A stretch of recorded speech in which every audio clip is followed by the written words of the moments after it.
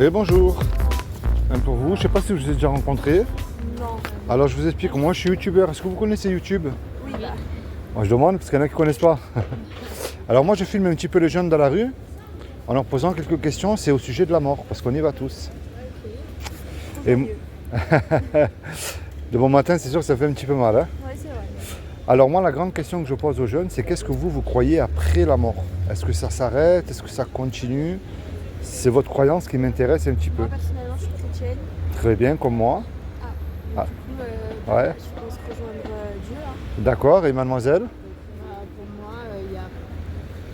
Enfin, on peut pas savoir, en fait. Ah ouais. Je sais pas comment dire. On aimerait savoir. Oui, on aimerait savoir, mais on peut pas, parce qu'il y a personne qui est revenu de la mort. Effectivement, bien À sûr. part Jésus pour les chrétiens. Ouais. Et vous, pour vous, ça s'arrête ou ça continue? Pour moi, ça s'arrête. D'accord. Vous croyez en Dieu? Avant la naissance, il n'y avait rien. Ouais. Et pourquoi il y aurait quelque chose après la mort? Est-ce que vous croyez en Dieu?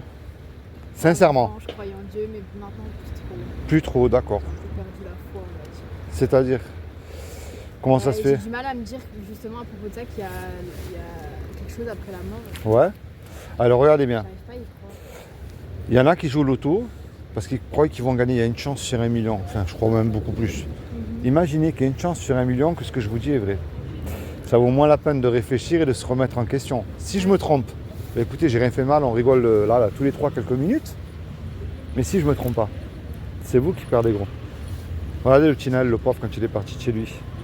Bon. Le petit Naël, quand il est parti de chez lui. On va pas rentrer dans les faits, mais il ne savait pas qu'il allait pas rentrer. La mort peut arriver à tout moment. Oui, oui. Et ouais. Alors vous savez, prouver que Dieu existe, c'est très facile. Prouver qu'il n'existe pas, on ne peut pas. Moi, je défie quiconque de me prouver que Dieu n'existe pas. Mais le problème, c'est que je me suis rendu compte qu'il y a énormément de jeunes qui mélangent souvent Dieu et la religion. Pour moi, la religion, peu importe laquelle, hein, je le mets tout dans le même sac. Si on gratte un peu, il n'y en a pas une qui est mieux que l'autre. C'est des hommes, en fait, qui s'accaparent ce créateur qu'on appelle Dieu pour dominer sur les hommes et les femmes. On va dire c'est comme de la politique, quoi. On prie à la même heure qu'eux, on pense comme eux, on va au même endroit qu'eux. Si vous n'êtes pas comme eux, on vous juge, on vous chasse. Je vais aller même plus loin, hein, voire on vous tue. Ça, c'est la religion. Mais depuis que vous êtes nés, vous, il n'y en a qu'une comme vous. Il n'y en aura jamais deux. Ouais. On est bien d'accord? Ouais. On ne se connaît pas, vous et moi, mais vous avez peut-être subi des injustices que je n'ai pas subies moi. Vous avez eu, vous, des joies que moi, je n'ai pas eu, et puis vice-versa. Chaque être humain a une vie différente et particulière. Mais maintenant, regardez bien. Prouver que Dieu existe, c'est très simple. Votre paire de lunettes, s'il y a une paire de lunettes, il y a bien quelqu'un qui l'a dessiné, qui l'a créé, ce qui s'appelle un créateur. Imaginez que je vous dise, voyez mademoiselle, votre paire de lunettes, c'était, on va dire un caillou, et puis au cours d'un milliard d'années, ça a évolué. C'est devenu une paire de lunettes. Je vais même beaucoup plus loin, puisque pour moi, une explosion détruit ne construit rien. Boum, ça a explosé, puis les verres se sont formés, le plastique aussi. Vous allez dire, il est fou ce gars-là. Mais s'il y a une paire de lunettes, c'est qu'il y a bien quelqu'un qui l'a dessiné, ce qui s'appelle un créateur, c'est ce que j'ai dit tout à l'heure. Vous regardez autour de vous, c'est aussi simple que ça. Et un fait scientifique, prenez rien, vous aurez rien. Et c'est ce créateur-là, moi, que j'appelle Dieu, qui est différent des religions. Maintenant, regardez bien, ce créateur que j'appelle Dieu a créé des lois qui existent qu'on ne peut pas lire. La loi de la pesanteur, elle existe. La loi de l'aérodynamique aussi. Vous prenez une tomate ici, en extérieur, hein, elle ne poussera pas au pôle Nord. Et puis tous les trois, que vous le vouliez ou pas, on a une loi que Dieu a gravée dans notre cœur. Et on sera jugé, c'est ce que je crois moi, par cette loi-là qui est les 10 commandements. Et vous allez voir, elle est merveilleuse parce qu'elle montre, avant que je vous l'annonce, mais je ne veux même pas aller jusqu'à 10, qu'on ne peut pas se juger, vous et moi, malgré notre différence d'âge. Et elle ferme la bouche à tous les religieux qui croient mieux que nous, si vous allez voir. Il y a un commandement qui dit, tu ne mentiras point. Est-ce que ça vous est déjà arrivé de dire un mensonge, même pour faire du bien, je parle, hein? Moi le premier, hein. Il y en a un autre qui dit, tu ne voleras point. Est-ce que toutes les deux, ça vous est déjà arrivé de piquer quelque chose, mais peu importe la valeur? Moi aussi. Il y en a un qui dit, attention, il y a un piège là. Tu honoreras toujours tes parents. Est-ce que vous êtes sûr que vous avez toujours honoré vos parents depuis que vous êtes nés? Moi aussi, l'adolescence a été très compliqué. Il y en a un qui dit, tu mettras toujours Dieu en premier dans ton cœur. Alors avant que vous répondez, j'ai remarqué qu'on met Dieu quand tout va mal, en premier. Mais quand tout va bien, parce que si vous vivez toutes les deux là, y compris moi le premier, hein, c'est une grâce que Dieu nous accorde de vivre aujourd'hui encore. Est-ce que vous le mettez tous les jours en premier, lui, dans votre cœur? Oui, moi oui, personnellement. Très bien, mademoiselle. Non. Et Honnêtement, non. non, il n'y a pas de souci, hein. Vous allez voir où je vais en venir. Il y en a un dernier qui dit tu commettras point d'adultère, mais Jésus a dit quiconque a regardé un homme ou une femme avec de la convoitise, c'est-à-dire même une image qu'il ne fallait pas, hein, on a déjà commis un adultère avec dans notre cœur. Et entre nous, quel est l'homme ou la femme qui peut dire ça ne m'est jamais arrivé, ne serait-ce qu'une fois aussi. Alors si Dieu est juste, et il est juste, je ne néglige pas que Dieu est amour, je le reconnais que Dieu est amour et il nous aime, parce qu'il nous a créés. Et il est riche en miséricorde et en bonté. Mais si Dieu est amour, il est obligé d'appliquer sa justice parce qu'il n'est pas Dieu sinon. Est-ce qu'à ses yeux, face à cette loi que je vous ai annoncée, que les 10 commandements, vous êtes innocente ou coupable là? Coupable. Et moi aussi. Et on est tous coupables aux yeux de Dieu. Il n'y en a pas un qui peut dire Seigneur, tu me dois absolument le paradis. Moi, depuis que je suis né, mais j'ai jamais menti, mais j'ai jamais volé. J'ai jamais regardé une femme du coin de l'œil pour la convoiter. J'ai fait tout ce que tu m'as demandé. Ça n'existe pas. Et de nos propres forces, on ne peut pas non plus. Ouais, non, Ça, c'est la mauvaise nouvelle. Mais moi, je vous amène une bonne nouvelle le bon matin. Mademoiselle, je pense qu'elle connaît déjà. Est-ce que vous savez ce que Dieu a fait pour vous il y a 2000 ans pour vous éviter d'y aller en enfer, justement? non. Alors pour moi, ce qui est impossible aux hommes, ce qui est écrit dans la Bible, ne l'est pas à Dieu. Dieu peut faire ce qu'il veut, parce qu'il est tout-puissant. Il peut venir là, sous une forme humaine, au milieu de nous, il peut le faire, ça. Mais c'est ce qu'il a fait il y a 2000 ans. Il s'est habillé, justement, d'un corps qui est Jésus, le Christ, le vrai qui a existé, moi je parle. Parce que c'est vrai que tout le monde a le sien aujourd'hui. Oui, non, ça, c'est le pays historique. Ouais, Voilà. je suis d'accord avec ça. Et il a dit quiconque, il n'a pas dit de faire, il a dit de croire. Quiconque croit que Jésus est ressuscité du royaume des morts le 3e jour, il aura la vie éternelle à mes côtés. Il n'a pas dit d'allumer un cierge, de suivre un pape. Il a dit de croire. Je crois. Mais le problème de croire, ça ne suffit pas.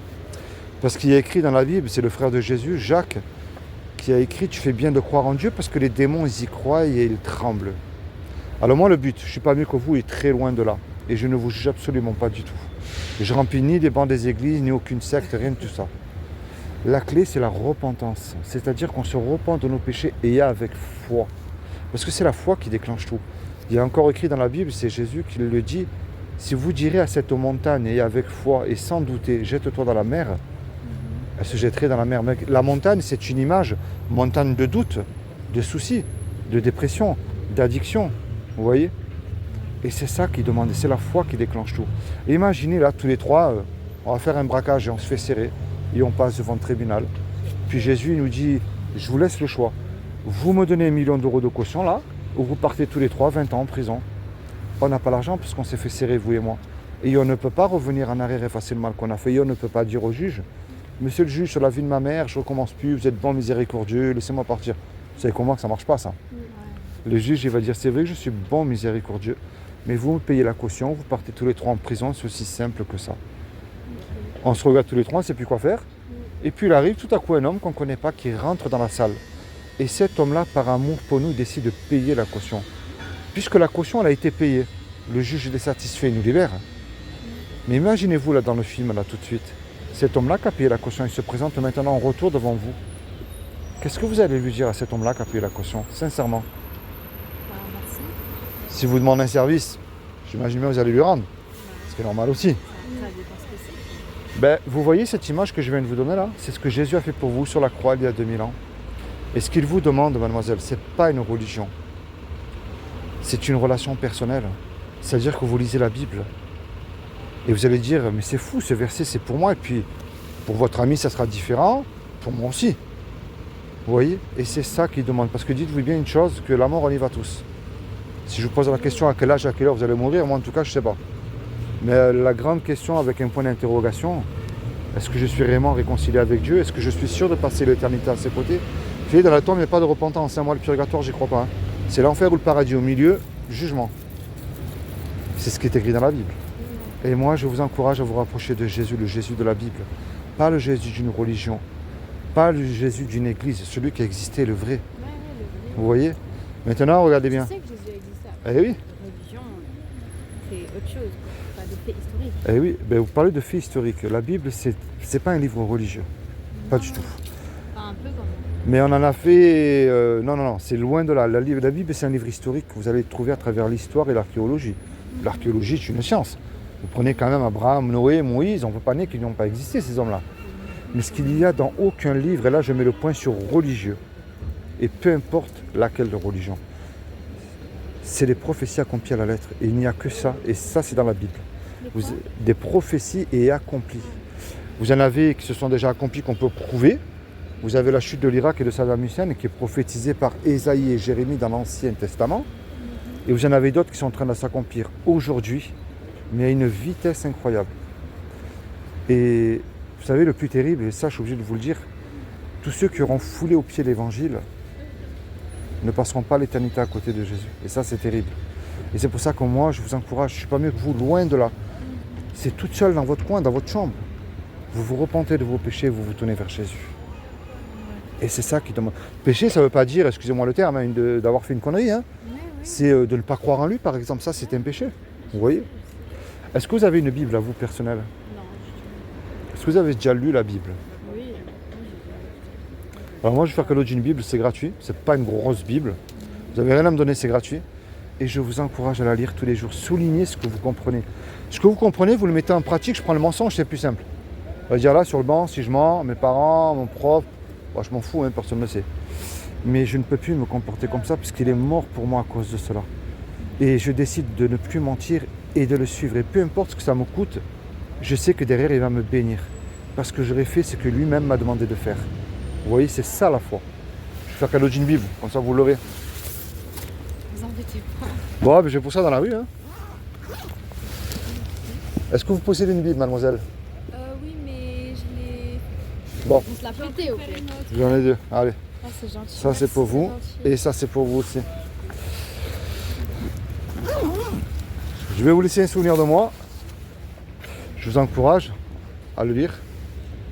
Et ça c'est pour vous aussi. Et ce sera ma dernière question. Et je vous laisse tranquille. Est-ce que vous sauterez d'un avion sans parachute et en plein vol? Bon, avec un parachute, je ne le ferai pas. Je dois mourir, oui. Ouais, bon, je pense pas. Alors, je vais vous expliquer pourquoi le saut. Alors, dans la mort, on y va tous, mais ça, c'est à votre réponse toute seule. Est-ce que Jésus ne serait pas votre parachute qui vous garantit que si vous placez votre foi sincère envers lui, vous passerez l'éternité à ses côtés?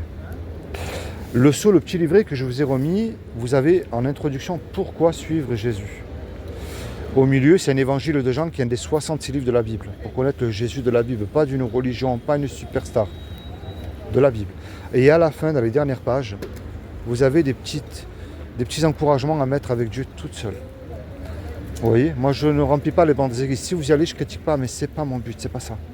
Mais l'église, c'est votre ami, moi, qu'on a reconnu Jésus comme Sauveur et Seigneur, c'est ça l'église, c'est pas un bâtiment. Et vous êtes étudiante, vous mettez Jésus dans vos études.